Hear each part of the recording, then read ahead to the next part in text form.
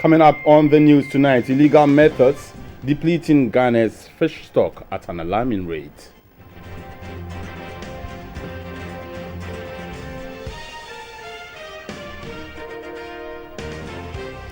Human settlements around high-tension transmitters in spite of warnings. Hello, very good evening to you. It's always a pleasure having you for company here on News Night. My name is Abdul Hai Momin. I am Shirley, and Robert Fimpomanso is our signer for tonight. And tonight on News Hour, a research conducted from Axim to Aplau and other coastal towns in Ghana by the Fisheries Commission and a Norwegian scientist shows that the country's fish stock is depleting at an alarming rate. The researchers blamed illegal fishing methods and the dumping of plastic waste in the ocean for this development. The survey was carried out in April this year. The fisheries sector in Ghana is a source of employment for about 2.2 million people. However, the fortunes of this all-important sector is gradually dwindling due to the disposal of plastic waste, refuse and sewage into sea and other water bodies. Now, data from the Fisheries Commission shows a bleak future for the country, though Ghana is one of the leading fish-consuming countries in the world. As part of measures by the government to determine the cause of the acute shortage of fish, a survey was conducted in some coastal towns including Axim and Aflao. At a post-survey meeting held in Accra, it was revealed that there's a huge plastic and debris along Ghana's water bodies, which has led to the contamination of fish being consumed by the citizens. The Director of Food and Agriculture Organization, Dr. Haile Abib Gabriel, outlined some challenges confronting Africa's fishing sector. There is weak human and institutional capacities which continue to undermine efforts for positive transformation of the fisheries sector. This is evident, for example, in the insufficient human capacity to cover key areas in fisheries management and research. Secondly, there is very weak data, information, gathering and analysis systems. This situation hampers sound decision-making processes. The Minister for Fisheries, Madam Sherry Aite, said the survey will go a long way to reduce poverty and ensure food security. This is also a long-term objective, and it will help us strengthen our, not only the West Africa regional issues, but it will also help us strengthen the whole regional activities with specific effort to reduce poverty and create conditions to assist in the achievement of food security through development of sustainable fisheries management regimes. And this is really a laudable, exercise and a project. In 2014, Ghana consumed 1 million metric tons of fish, but 60% of this was imported at a cost of $200 million. But experts say if the recommendation in the latest findings on the fisheries sector is implemented to the latter, Ghana can bolster its fish production to slash the huge import bill of $200 million. The Energy Commission has ordered a recall of more than 2,000 chest freezers that do not meet the required specifications under the laws of Ghana. This adds up to about 4,000 such freezers withdrawn from the market last year for the same reason. The head of Energy Efficiency and Climate Change at the Energy Commission, Mr. Kofi Ejaku, disclosed the development in an education program for members of the Ashanti Region branch of the Hoteliers Association. The hotels consume a lot of electricity and are complaining about hikes in electricity tariffs.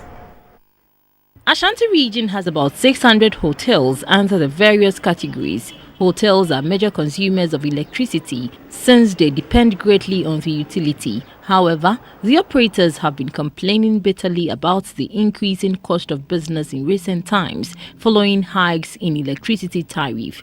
This is part of the reasons why executives of the Hoteliers Association invited officials of the Energy Commission to trade ideas on how best to manage electricity so as to reduce cost of operation.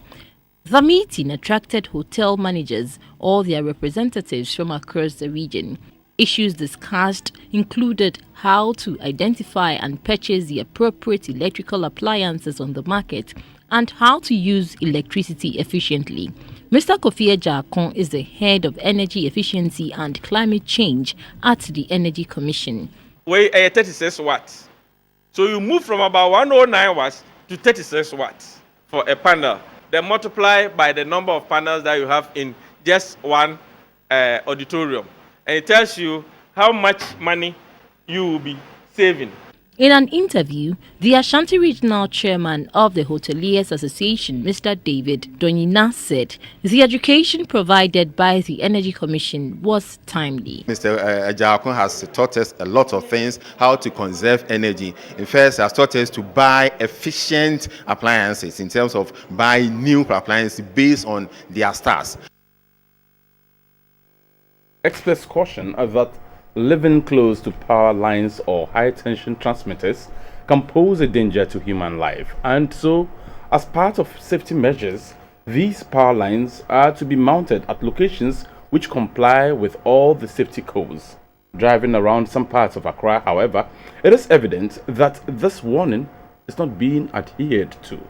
GBC24 was at Adogono, near Nungwa, in the Greater Accra region, where high-tension cables have been erected right in the middle of the human settlement.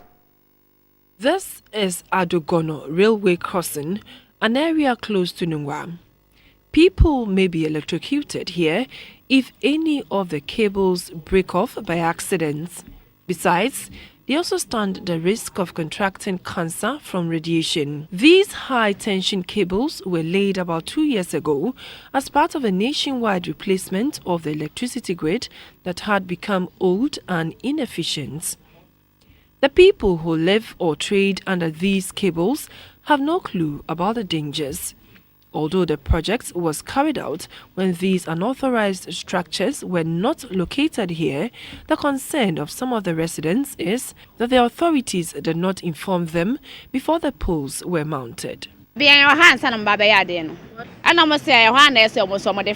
confronted them, but to no avail.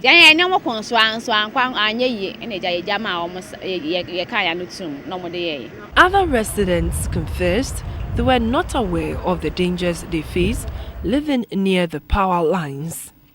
Mame Sewa, who owns this foodstuff shop, said she and other business owners operating under the cables live in constant fear.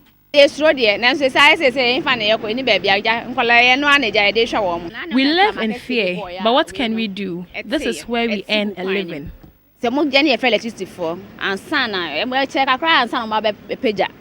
Mr. Ben Awume has been living here for the past 20 years and says the least government could have done was to educate them on the need to be careful about the cables. What I know is this is supposed not to be in the mix of residents. There should be some distance. That's all that I know about it. At least we'd like to know if there are side effects, if there are things we shouldn't do, maybe not go too close because of radiation or anything. We would very much appreciate that if we can be at least educated on that. It is evident from the foregoing that a lot of public education on dangers posed by such power lines needs to be carried out.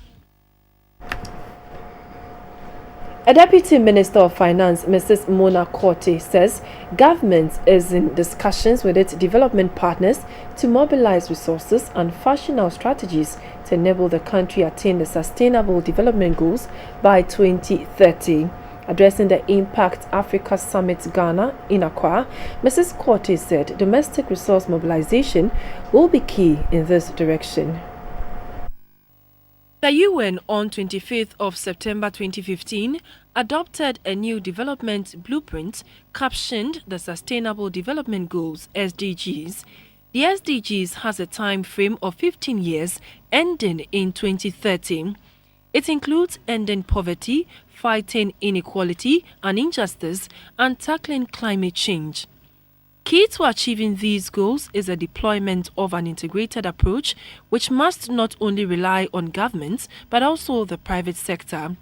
In his presentation, a senior lecturer at the University of Ghana, Professor Martin Otia Bebiu, said a lack of well-established data system has been identified as one of the biggest challenges in the attainment of the SDGs among developing countries, including Ghana. The need for a well-established sources of data, where data collection is transparent, accountable, and consistent enough to enable accurate measurements over time.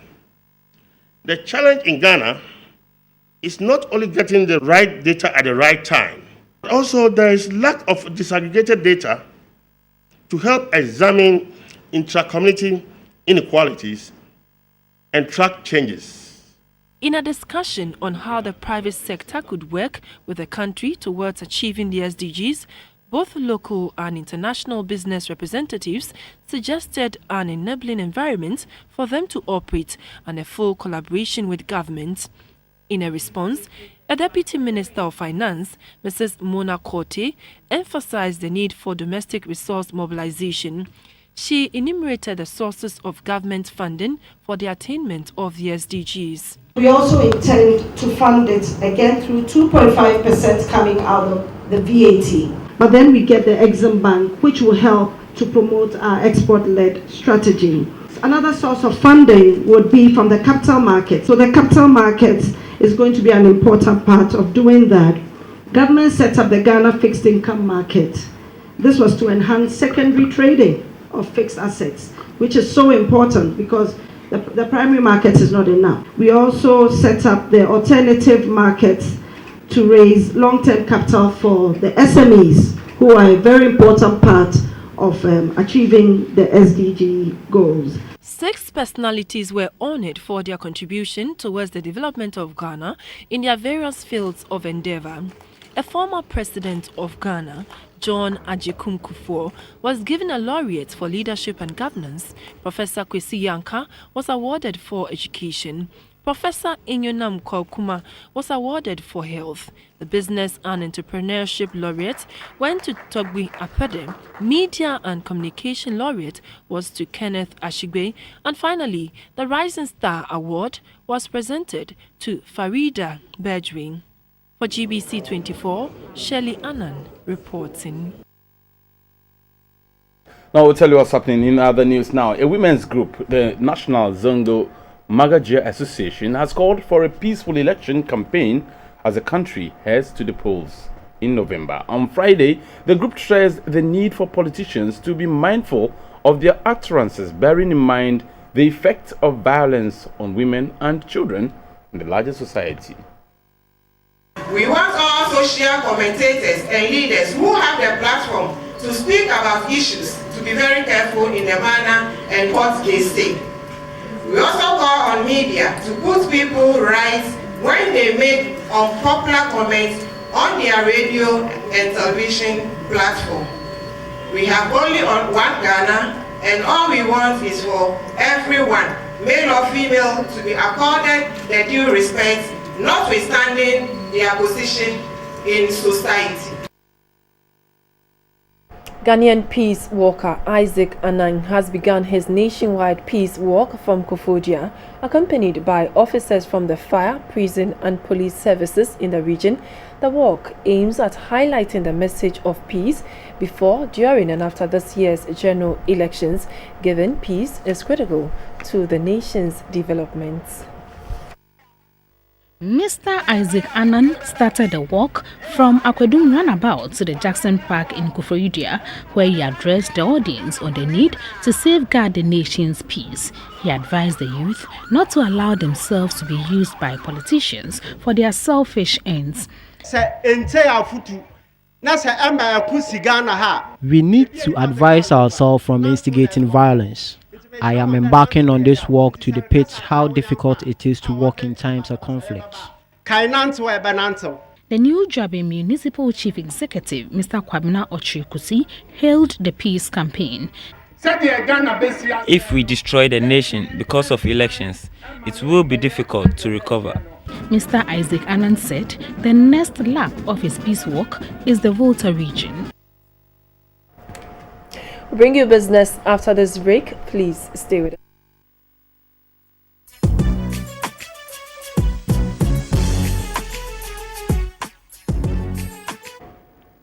Good evening, it's time to talk some business. My name is Esther Edu Ohumeu. Africa loses $50 billion annually to illicit financial flows as a result of underpricing and tax avoidance by multinational companies on the continent. Ghana is considered relatively resilient to illicit financial flows, and the Natural Resource Governance Institute is calling for regulations to be strictly implemented. Transfer pricing refers to the process where prices are chosen to value transactions between two entities belonging to the same multinational enterprise. Here, prices can be reduced to avoid paying the appropriate taxes. Cost of services can also be inflated. The phenomenon, which is one of the primary sources of illicit financial flows, cuts across all sectors of the economy. But the African Development Bank says the extractive sector is largely responsible for alleged tax leakages.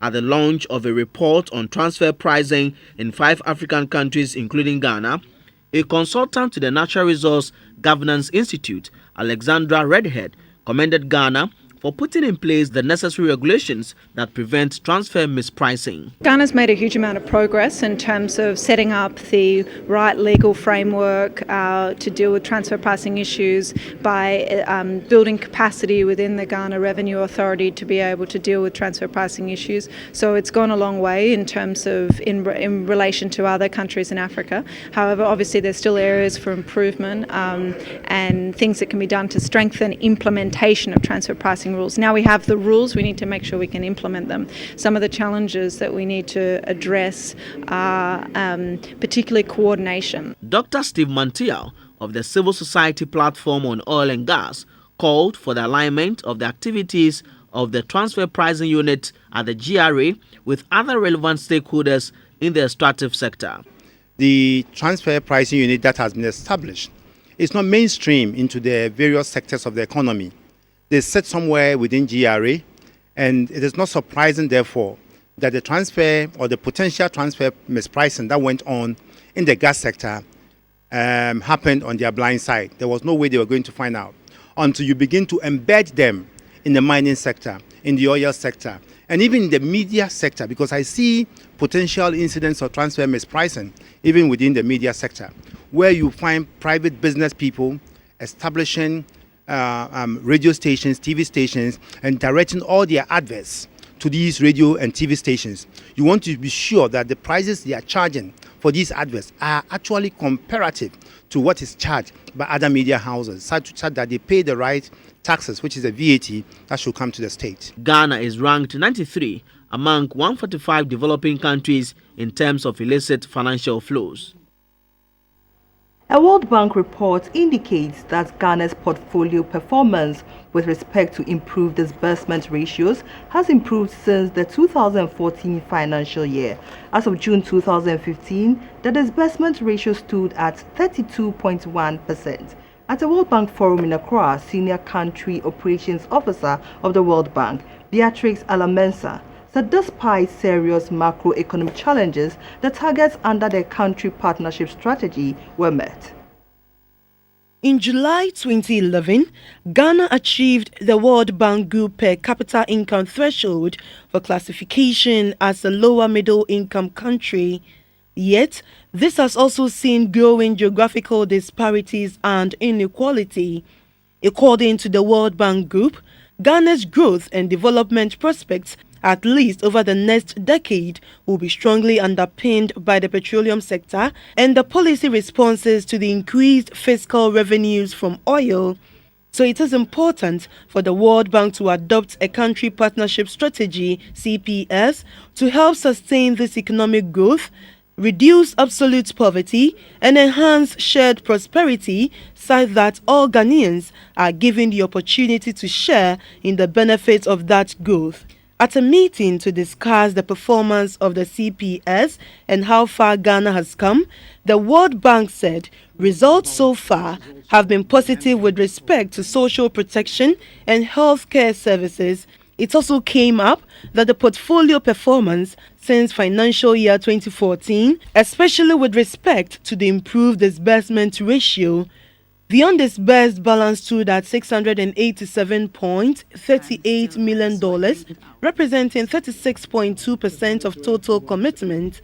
The figure, according to the group, is the first time undisbursed balance has reduced. The country program coordinator for Ghana, Sergi Kulik, said the World Bank has a strong comparative advantage in helping Ghana to address the medium and longer-term structural issues and development priorities, including the diversification of the economy that can help reduce volatility in the future, accelerate inclusive growth and reduce poverty.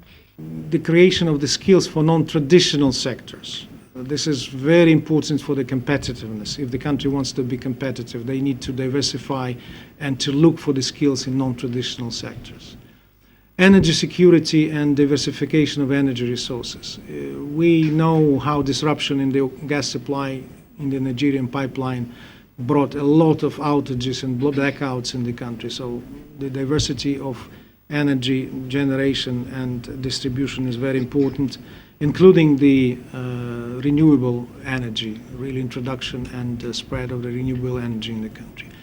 The senior country operations officer of the World Bank, Beatrix Alamensa, said a number of systemic challenges continue to affect the Ghana portfolio despite the recent development. We have been struggling in the past, I think 5 years, but from 2 years back, coming forward, we have increased, we have seen an increment in the disbursement ratio. And last year, we just ended in June, our disbursement ratio stood at 32%. And this is the highest in probably the history of the country. According to the World Bank, with the fiscal crisis now under better control, attention can be refocused on structural reforms to shift GDP back to a strong growth path to realize the job creation and poverty reduction goals envisaged under the GSGDA2. Beatrice Sanaju, GBC24, Accra. On the interbank market, the cedi gained 4 pesos against the pound sterling to trade at 5 cedis 8 pesos.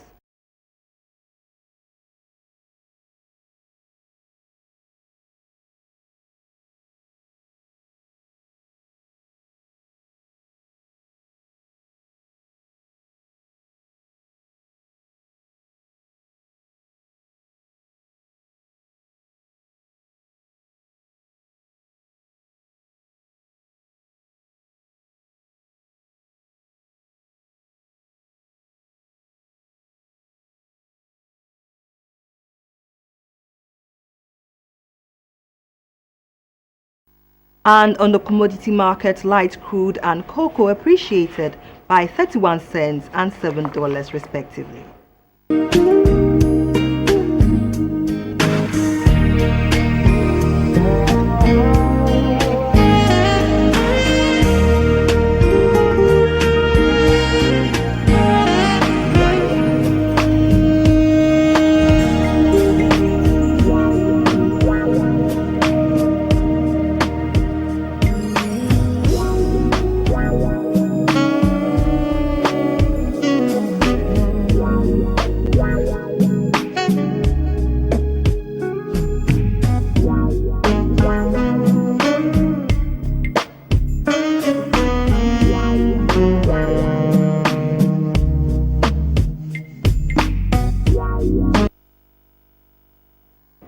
And by courtesy of SIC Live, the insurance news is after the break.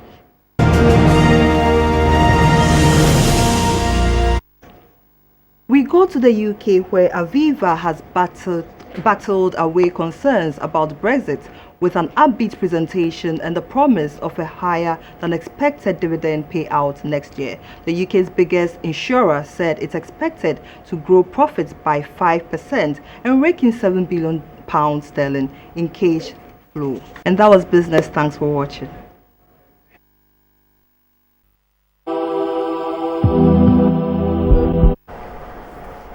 "55 years ago, the Orthopedic Training Center at Nsawam Adrejiri was set up as a polio center. Today, it is a general rehabilitation center for the physically challenged. On a recent visit to the facility by the Vice President's wife, it came up that road, domestic and industrial accidents account for the most orthopedic cases in the country. She commended the teachers and caregivers at the center for their service. A report by Theodora Amedeto. The visit to the Orthopedic Training Center by the wife of the Vice President was at the invitation of the parish priest at the Christ the King Catholic Church at Cantonment, Father Andrew Campbell. The Orthopedic Training Center at Nsawam Adrejiri was founded by a Dutch shoemaker, Brother Tarcisius de Ruta, of the Divine Word Missionaries in 1961 to deal with poliomyelitis, which was endemic in Ghana at the time.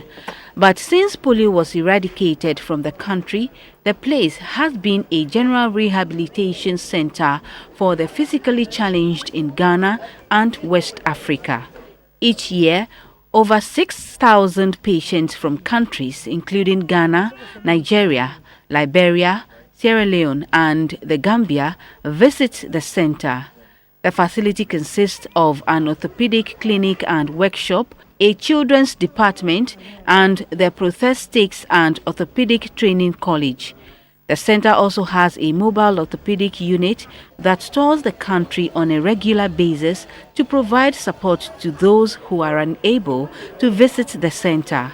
The center provides artificial limbs and other body parts to those who were born deformed or without such parts.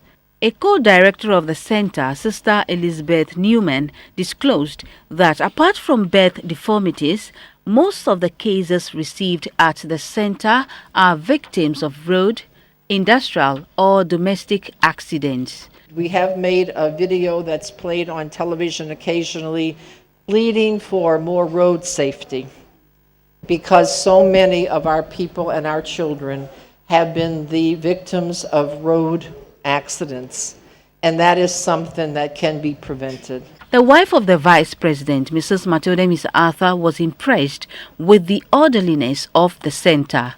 A lot of people in Ghana don't know about this place. We are praying that people do not have accidents to come here and need prosthesis and things. But we are praying that people will know about the center. But more than that, we want people to, on regular basis, come and visit and make little donations. Nothing is too small. As a non-profit organization, many individuals, foundations and organizations support the center in diverse ways. Mrs. Emisa Arthur commended the teachers and caregivers at the center. She donated educational materials to the children, tabletop computers and assorted food items for the upkeep of the center. Theodora Amedeto, GBC24 in Nsawam. 3-year-old Intertube Solomon has been diagnosed with corrosive esophageal stricture, a condition that needs immediate medical attention. Doctors say in order for her to survive, she needs to undergo surgery worth 12,000 Ghana cedis. Little Solomon is therefore appealing to the public for financial support to correct the defects. An esophageal stricture is a narrowing of the esophagus, the passageway from the throat to the stomach. It typically occurs when stomach acid and other irritants damage the lining of the esophagus over time. Narrating the child's plight, Naomi Jingi said little Ntetube's condition started when she was just 6 months old. She was quickly rushed to the hospital and given medication, but her condition later worsened and can now swallow only fluids through a tube that has been connected to her stomach. She is therefore appealing to the public to financially assist her child undergo surgery. Daughter say obeji me 120 million. Ti omumbuwa me Islam asolefo eni obia omumbuwa me na omuntimi me bayin kwanfirimo. Donations for Ntetube surgery could be made into Fidelity Bank account number 204 078 704 7813. The number again, 204 078 704 7813. Account name Solomon Tetube, La Paz branch, or to the mobile money account number 0277 407 205. The number again, 0277 407 205. No amount is too small.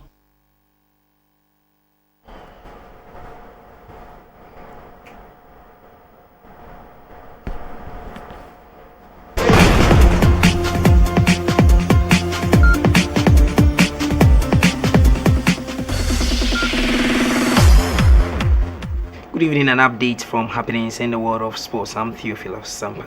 The president of the Sports Writers Association of Ghana, Mr. Kwabnaibwa, has been speaking of the falling standards in sports journalism in Ghana, determined to reverse the situation. Mr. Ibwa says his administration will soon be sending some journalists outside the country on exchange programs. The initiative is expected to lead to sports reporting in the country. I've said time and again that I do not think that I will feel that proud for my administration to be defined by the number of award ceremonies and swag caps that we play, although it is part of our mandate to reward distinguished sportsmen and women who have looked up to the swag awards for inspiration. So we'll continue in the mandate. But I believe that more importantly, as sports practitioners, we need to up our game and to improve the standards of the profession and to achieve excellence, and substance to a point where we cut out all the mediocrity and the lack of professionalism. So once we're able to generate the right resources, I'm looking forward to sending some of our colleagues to parts of Africa and on the international front to go and have experiences with our international colleagues as a way of improving our standards. As much as I do appreciate the fact that I think that the landscape is that vibrant and we have a number of distinguished sports journalists practicing and doing us honest, I believe there is room for improvement, and we would continue to encourage our members to achieve excellence. And let me just use your platform to also encourage people who are practicing sports journalism who have not regularized their stay with SWAG to come on board, because the way forward is education, and if you're a non-member, it's very difficult for you to benefit from such seminars, and that is why I think that it's important for everybody to get on board, so we strive for distinction and excellence. The Ghana Premier League returns this weekend after a week's break. Here are the fixtures for March Day 18. At the Cape Coast Park, Dwarfs will take on Hazakis. At the Accra Sports Stadium, Hearts of Folk welcomes Aduana Stars. At the Obuasi Lenkle Stadium, New Ediwiase tackles Liberty Professionals. At the Takwa TNA Park, it's Mediama who will be challenging Dreams FC. At Techiman City, Techiman City will be facing Wafa, and Wow Stars will take on Ash Gold in Wa. Tema Interallies faces Kumasi Asante Kotoko, and at Bechem Park, Bechem United faces Precum Chelsea. That's all for sports.